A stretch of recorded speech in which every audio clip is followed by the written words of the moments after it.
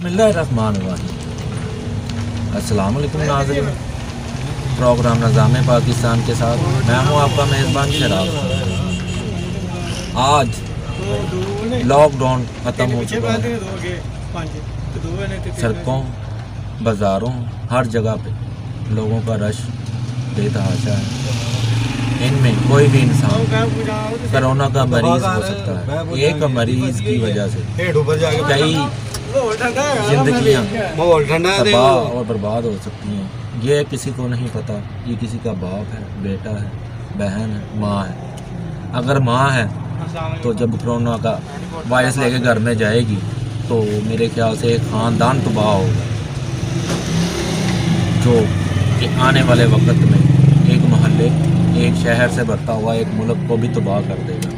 खुदारा अभी लॉकडाउन ख़त्म नहीं करना चाहिए था।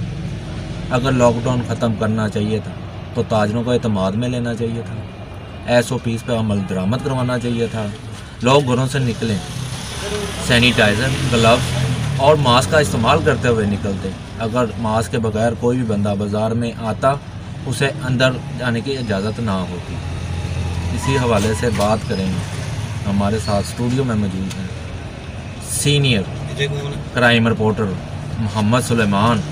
इनसे जानेंगे क्या पुलिस महकमा और कानून दान इस तरह के SOPs पर अमल दरामद करवा रहे हैं कि ये एक जो दावे थे, वादे थे ताजरों के, कि उस पर अमल दरामद हो रहा है, कि सब वादे और इरादे SOPs के नाम पे जो किए गए हुकूमत से वो हवा हुए।